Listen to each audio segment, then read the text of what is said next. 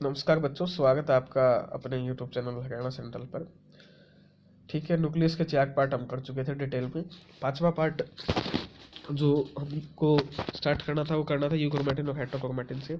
देखते ही क्या चीज़ है। The extent of chromatin condensation, जो एक्सटेंट होता है क्रोमैटिन कंडेंसेशन का वो वेरी करता है, यानी चेंज होता है during the life cycle of this cell. In interphase, जो इंटरफेज होती है नॉन डिवाइडिंग सेल है, the most of the chromatin called, जो मोस्ट ऑफ क्रोमैटिन है उसको हम बोलते हैं इंटरफेज के दौरान euchromatin.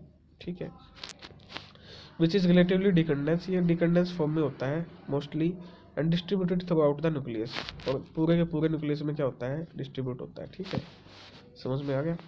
During this period of the cell cycle, इस पीरियड के दौरान जीन्स आर ट्रांसक्राइब, जीन का क्या होता है, ट्रांसक्रिप्शन होता है, and the DNA is replicated, DNA क्या होता है, रेप्लिकेट यानी डबल होता है सेल डिवीजन के लिए, प्रिपेयर होने के लिए।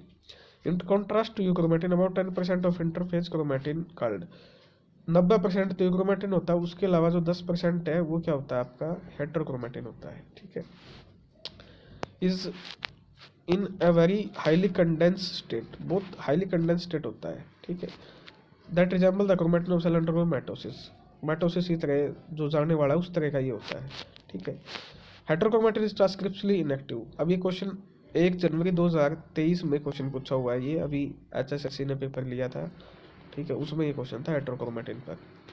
लोकेशन पूछी थी, हेटेरोक्रोमैटिन की लोकेशन कहाँ होती है न्यूक्लियस में। ठीक है, तो ये पेरीफेरी पे प्रेजेंट होता है। अब हेटेरोक्रोमैटिन क्या होता है, ट्रांसक्रिप्शनली क्या होता है, इनएक्टिव होता है, and contain highly repeated DNA sequence, और highly repeated DNA sequence contain करता है, such as those present at the centromere, जो कि कहाँ पर प्रेजेंट होती है, ऐसी ऐसी सीक्वेंस को कंटेन करता है जो सेंट्रोमियर और टीलोमियर पर प्रेजेंट होती है।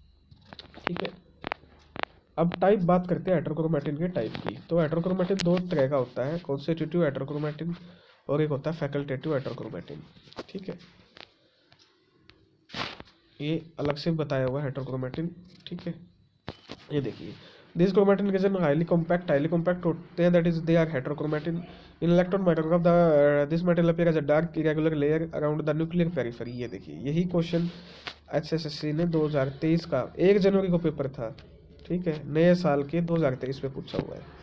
ठीक है, कॉन्स्टिट्यूटिव हेटेरोक्रोमैटिन क्या होता है उसको देख लेते हैं। Which contain DNA sequences contain करता है, that are generally not transcribed, अभी उनका ट्रांसक्रिप्शन नहीं हुआ है, सच एज सैटेलाइट सीक्वेंसेस, जैसे सैटेलाइट सीक्वेंसेस है, प्रेजेंट एट सेंट्रोमियर, सेंट्रोमियर पे होती है, and the telomere are attach to the nuclear envelope at the other end, ये न्यूक्लियर एनवलप पे क्या होती है, अटैच होती है एक सिरे से। ठीक है, ये तो होगा कॉन्स्टिट्यूटिव हेटेरोक्रोमैटिन।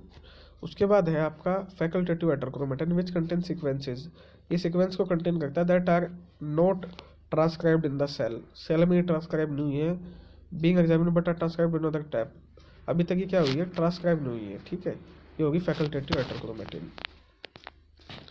अब बात करते हैं आपकी most of it seems with mostly क्या होता है आपके कॉन्स्टिट्यूटिव हेटेरोक्रोमैटिन होता है, which exist in highly condense form, जो कि हाईली कंडेंस फॉर्म में एग्जिस्ट करता है at virtually all time in all cell of the organism. The amount of facultative heterochromatin varies depending on the activity of cell, activity of cell पे depend होती है facultative heterochromatin की amount.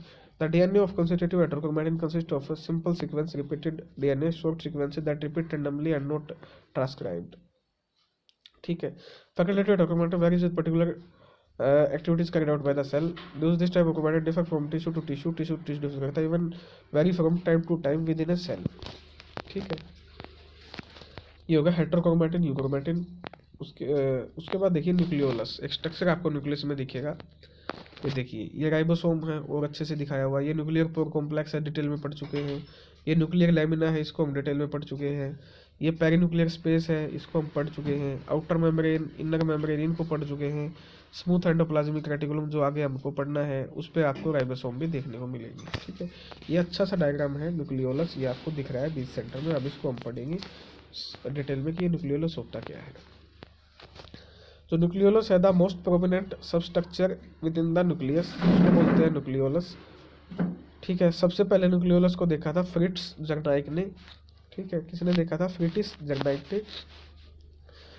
It is the site of RNA transcription, ये RNA transcription की site है, very very important question आपसे पूछेगा HPSC की, जो आरएनए ट्रांसक्रिप्शन है वो कहाँ पर होता है, तो वो होता है आपका न्यूक्लियोलस में।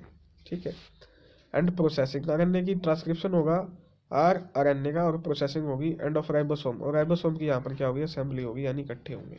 तो ये काम होते हैं वहाँ पर, ठीक है, ये आपको याद रखने हैं, आरएनए की ट्रांसक्रिप्शन, प्रोसेसिंग और राइबोसोम की assembly.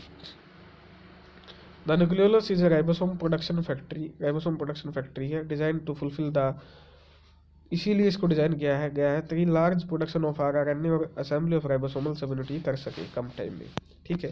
Recent evidence suggest that nucleoli have a more general role in RNA modification, इसका अभी हाल ही में आरएनए मॉडिफिकेशन में भी रोल देखा गया, and that several type of RNA move in and out of the nucleolus at a specific stage during processing, और RNA जो है वो बाहर भी निकलते हैं, ठीक है, डिफरेंट स्टेजेज ऑफ मॉडिफिकेशन में, ठीक है, न्यूक्लियोलस से। अब ये देखिए जो ऑर्गेनाइजेशन होती है न्यूक्लियोलस के अंडर राइबोसोमल आरएनए जीन, यानी आरएनए के कौन कौन से जीन प्रेजेंट होते हैं। The nucleolus which is not surrounded bye membrane, इस पे कोई मेम्ब्रेन नहीं होती है, ये क्वेश्चन आपसे पूछा जाएगा और काफ़ी एग्जाम में पूछा गया है। न्यूक्लियोलस, इसको नोट कर लेना, which is not surrounded by a membrane, कोई मेम्ब्रेन नहीं होती है। Is organised around the chromosomal region, ये क्रोमोसोमल रीजन के अराउंड ऑर्गेनाइज होता है। दैट कंटेन द जीन, इसमें कौन कौन से जीन होते हैं, 5.8S, 18S और 18S आरएनए होते हैं इसमें, 5.8, 18 और 28, 8 है तीनों के पीछे। जो यूकैरियोट में राइबोसोम होता है वो 4 तरह के आरएनए कंसिस्ट करता है, ठीक है। यूकैरियोटिक क्रोमोसोम में बढ़ जाता है, उसमें आ जाता है एक 5S, बाकी क्या रहते हैं, सेम रहते हैं 5.8, 18, 28, एक बढ़ जाता है वो होता है 5S, ठीक है। ये देखिए द 5.8, 18 और 28S RNA are transcribed as a single unit within the nucleus by RNA polymerase first, इनको तीनों को इकट्ठा ही क्या किया जाता है, इन तीनों का इकट्ठा ट्रांसक्रिप्शन किया जाता है, किसके द्वारा, आरएनए पॉलीमरेज फर्स्ट के द्वारा, ये आपको याद रखना है, ठीक है। और इसको एक सिंगल यूनिट में कन्वर्ट कर देता है जिसको बोलते हैं 45S आरएनए, ठीक है, 5.8, 18, 28S, ठीक है। ये होगा 45S प्री आरएनए, ठीक है। The 45S pre-RNA is processed to the 18S RNA of the 40S small ribosome unit and 5.8। अब जो ये 45S है ये बना किससे है, तो 18S RNA है वो तो स्मॉल यूनिट से आता है, ठीक है, और 5.8 और 28 है वो आते हैं लार्ज यूनिट यानी 60 से, ठीक है। Transcription of the 5S RNA which is also found in the 60S ribosomal subunit take place outside the nucleus. जो 5S RNA होता है वो भी किसका है, आपका बड़ी यूनिट का है, यानी 60S राइबोसोमल यूनिट का है, ठीक है। उसका जो आपका ये है ट्रांसक्रिप्शन है वो आउटसाइड टेक प्लेस करता है न्यूक्लियोलस के, कहाँ करता है, न्यूक्लियोलस के outside, and is catalysed by RNA polymerase third, और इसको कौन कैटालाइज करता है, आरएनए पॉलीमरेज थर्ड। यहीं से सीएसआईआर क्वेश्चन पूछता है हर बार, और यहीं से एचपीएससी क्वेश्चन पूछेगा, ठीक है। इसका जो वो होता है, ठीक है, ट्रांसक्रिप्शन वो कैटालाइज कौन करता है, आपका पॉलीमरेज थर्ड इसको क्या करता है, कैटालाइज करता है, ठीक है। समझ में आ गया आपको। 16S राइबोसोमल जो सब यूनिट है take place outside of the nucleolus and is catalysed by RNA polymerase third. To meet the need of for transcription of large number of RNA molecule, all cell contain multiple copy होती है RNA gene की, ठीक है, ये भी आपको याद रखना है। The human genome, for example contain about 200 copies होती है of the gene 5.8S, 18S, 28S RNA की 200 कॉपी होती है, और 5S आरएनए की होती है 2000 कॉपी, ठीक है। The gene for 5.8, 18, 28S RNA clustered in tandem array on 5 different human chromosome. ये जो 5.8, 18 और 28S आरएनए के जो जीन है वो कहाँ पे मिलेंगे, और वो 5 डिफरेंट जो हमारे ह्यूमन क्रोमोसोम है वहाँ मिलेंगे, जैसे 13 पे मिलेंगे, 14, 15, 21, 22, ठीक है। और जो 5S आरएनए है वो हमें कहाँ मिलेगा, क्रोमोसोम नंबर 1 पे मिलेगा। ये भी वेरी वेरी इंपॉर्टेंट आपका कॉन्सेप्ट बनता है, यहाँ से भी क्वेश्चन उठ सकता है सीएसआईआर, ठीक है।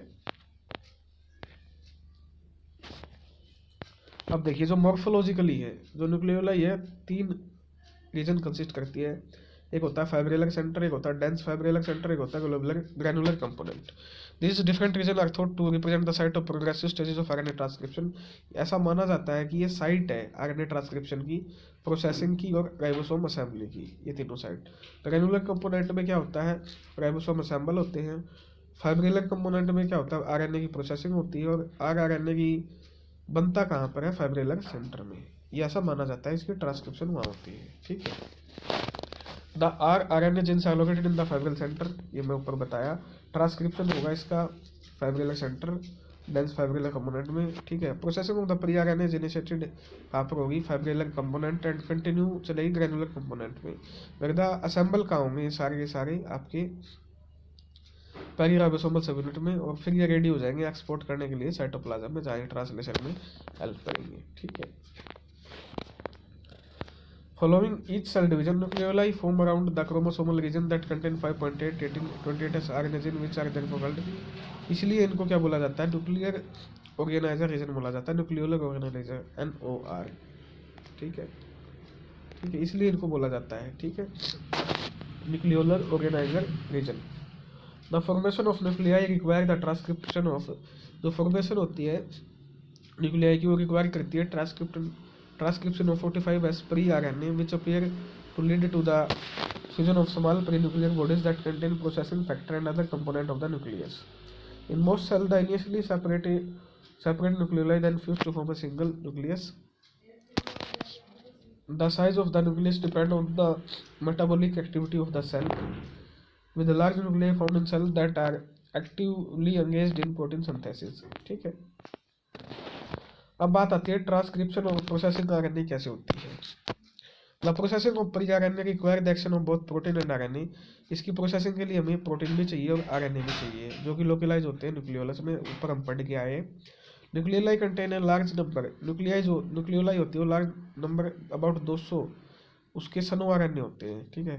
कितने होते हैं सनो आरएनए, सनो की फुल फॉर्म होती है समान न्यूक्लियोलर आरएनए होते हैं, किसके पास, न्यूक्लियोलाई के पास, दैट फंक्शन इन, और इनका फंक्शन होता है प्री RNA प्रोसेसिंग में। तो आपसे क्वेश्चन किस तरह पूछेगी SIR, what is the function of sno RNA, small nucleolar RNA, तो इनका फंक्शन होता है प्री RNA की प्रोसेसिंग में। The sno RNA are complex with protein, sno RNA में क्या होता है, प्रोटीन होता है, ठीक है। जैसे ये प्रोटीन के साथ मिलते हैं तो इनको बोला जाता है सनो RNP। इंडिविजुअल सनो RNP कंसिस्ट ऑफ सिंगल सनो RNA एसोसिएटेड विद 8 से 10 इनके पास, साथ इनके साथ क्या होंगे, प्रोटीन होंगे, ठीक है। द सनो RNP देन असेंबल होंगे ऑन द प्री RNA पे, और फॉर्म करेंगे प्रोसेसिंग कॉम्प्लेक्स को, किसको करेंगे, प्रोसेसिंग कॉम्प्लेक्स को। Processing of pre RNA, sno RNA are responsible for the, जो सनो RNA है वो रिस्पॉन्सिबल होते हैं किसके क्लीवेज के लिए, प्री RNA को क्लीव करेंगे 18s में 5.8 28s। मोस्ट अबंडेंट न्यूक्लियर सनो RNA इज, सबसे अबंडेंट जो सनो RNA है, ठीक है, वो है U3, ये याद रखना है आपको, ठीक है। हम पढ़ रहे हैं प्रोसेसिंग ऑफ प्री RNA, तो सबसे ज़्यादा जो अबंडेंट होता है सनो RNA, न्यूक्लियर सनो RNA होता है U3, is required for the initial cleavage, ये इनिशियल क्लीवेज यानी इनिशियल जो कट है उसके लिए रिक्वायर होता है, of the pre RNA with in the 5 prime external, जो 5 प्राइम जो रीजन होता है वहाँ पर, ठीक है। सिमिलरली U8 सनो RNA is responsible for the cleavage of pre RNA। अब आएगा U8, वो किसको कट करेगा, 5.8 और 28s जो RNA होता है, एंड U22 सनो RNA रिस्पॉन्सिबल फॉर, फिर आएगा U8 के बाद U22, ये किसके लिए रिस्पॉन्सिबल होता है, 18 जो 18s RNA होता है उसको कट करने के लिए, ठीक है। पता चल गया आपको कौन किसको कट करेगा। उसके बाद आता है role of sno RNA in base modification of pre RNA। Majority of sano RNA, however, function to direct the specific base modification of pre-RNA, including the methylation of specific ribose and formation of pseudoadenine। अब ये जो sno RNA है, इसके अलावा ये क्या करते हैं, प्रोसेसिंग के अलावा इनका काम होता है मॉडिफिकेशन में, बेस मॉडिफिकेशन में, ठीक है, जैसे मिथाइलेशन करवाना या फॉर्मेशन सूडोयूरिडिन का, ठीक है। Most of the sno RNA contain short sequences, इनके पास शॉर्ट सीक्वेंसेज होती है कंप्लीमेंट्री टू 18 और 20s RNA की। This region of complementary include the site of base modification, इन्हीं की वजह से इनमें क्या होता है, एक साइट होती है बेस मॉडिफिकेशन की इन द RNA, ठीक है। By base pairing with specific region of the pre RNA the sno RNA act as guide RNA, फिर ये गाइड RNA की तरह काम करने लग जाते हैं। द टारगेट द एंजाइम, जो कि टारगेट करते हैं एंजाइम को, responsible for the ribose methylation, जो कि रिस्पॉन्सिबल होंगे राइबोज मिथाइलेशन के लिए या सूडोयूरिडाइलेशन के लिए to the correct site of the pre RNA molecule, ठीक है।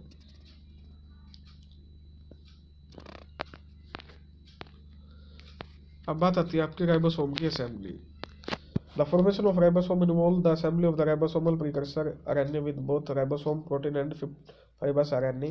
The genes that encode ribosomal protein are transcribed outside of the nucleolus by RNA polymerase second, yielding mRNA that are translated on cytoplasmic ribosome, then transported to the nucleolus, where they are assembled with RNA to form the periribosomal particle. Although the gene of fibers RNA are also transcribed outside of the nucleolus by the RNA polymerase third, ये हम पढ़ चुके हैं, are assembled in the periribosomal particle. ये peri ribosomal जो particle है वहाँ पर क्या हो जाएंगे, आपके असेंबल हो जाएंगे, ठीक है।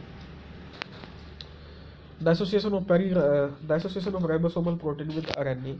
अब जो ये एसोसिएशन है राइबोसोमल प्रोटीन का आरएनए के साथ, ठीक है, while the pre RNA is still being synthesised and more than half of the ribosomal protein are complexed with the pre RNA prior to its cleavage, ठीक है। The remaining ribosomal protein and the fibres RNA are incorporated into periribosomal particle as cleavage and pre-RNA proceed. Most of the periribosomal particle in the nucleolus represent precursor to the large subunit. The final stages of the ribosome maturation follow the export of periribosomal particle to the cytoplasm, forming the 40S and 60S subunit of eukaryotic ribosome, ठीक है। इतना आपको आगे समझ में। ये देखिए ribosomal protein है, ये सारा राइबोसोम की असेंबली आपको इस डायग्राम में समझ में आ जाएगी। राइबोसोमल सब प्रोटीन न्यूक्लियस के अंदर, आरडीएनए न्यूक्लियोलस के अंदर है, ये प्री आरएनए असेंबल हुआ, 18S peri ribosomal particle 40S subunit 80S की बनी होती है, ठीक है। उसके अलावा ये देखिए आपकी 5S आरएनए बार से प्रोसेस होके आएगा, ठीक है। ये भी हमने देखा, आरएनए पॉलीमरेज थर्ड इसको प्रोसेस करेगा, 28 to 5.85 इकट्ठे हो गए और ये 60S सबयूनिट को क्या करते हैं, बना देंगे, ठीक है। और अब लास्ट जो आपका है वो आपका बनता है, ठीक है, न्यूक्लियस और न्यूक्लियोलस में डिफरेंस पूछ लेते हैं, पता होना चाहिए। न्यूक्लियस लार्ज साइज का है और nucleolus very small in size, nucleus के अंदर ही होता है। न्यूक्लियस की न्यूक्लियर मेम्ब्रेन होती है, न्यूक्लियोलस की कोई मेम्ब्रेन नहीं होती। न्यूक्लियस में क्रोमोसोम होता है, इसमें ये कोई होल्ड करके नहीं रखता न्यूक्लियोलस क्रोमोसोम को, ये डीएनए में रिच होता है, ये आरएनए में रिच होता है न्यूक्लियोलस, ठीक है। ये मेजर डिफरेंस किसमें, न्यूक्लियस और न्यूक्लियोलस में। तो आपका न्यूक्लियोलस इसी कड़ी के साथ खत्म होता है। रेफरेंसेस जो आपके उठाए हैं वो आपके स्टैंडर्ड जो बुक है सनस्टर्ड प्लस में जो आपकी है क्या नाम है कूपर, तो इन बुकों से ये क्या है आपका जो है मटेरियल जो आपका न्यूक्लियस है वो लिया गया है, डिटेल में आपको करवा दिया गया है। अब जिम्मेदारी आपकी है, कितना आप फ़ायदा उठा पाते हैं, कितना करते हैं या आप नहीं करते हैं। करना क्या है, आपको चैनल को शेयर करना है, अगर थोड़ा बहुत भी आपको पसंद आया तो एक लाइक का बटन दबाना है, ठीक है। वो भी ना दबा पाओ तो कम से कम देख लेना, ठीक है।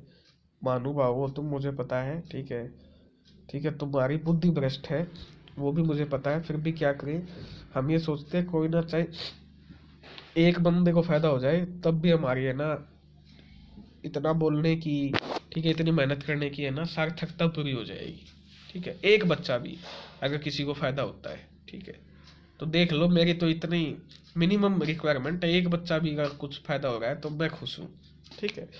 बाकी आपको फायदा आपको उठाना है, जन जन तक इसको आपको पहुंचाना है, वो आपकी जिम्मेदारी है, अगर आपको अच्छा लगा है तो, ठीक है। ये न्यूक्लियस आपका कंप्लीट हो चुका है डिटेल में, CSIR तक के लेवल का करवा दिया है। HPS CBC के अंदर से पूछेगा, ठीक है, PGT का हो चाहे असिस्टेंट प्रोफेसर का, और CSIR भी इसी के अंदर से पूछेगा, इससे बाहर से क्वेश्चन नहीं बनने वाला है, ठीक है। धन्यवाद।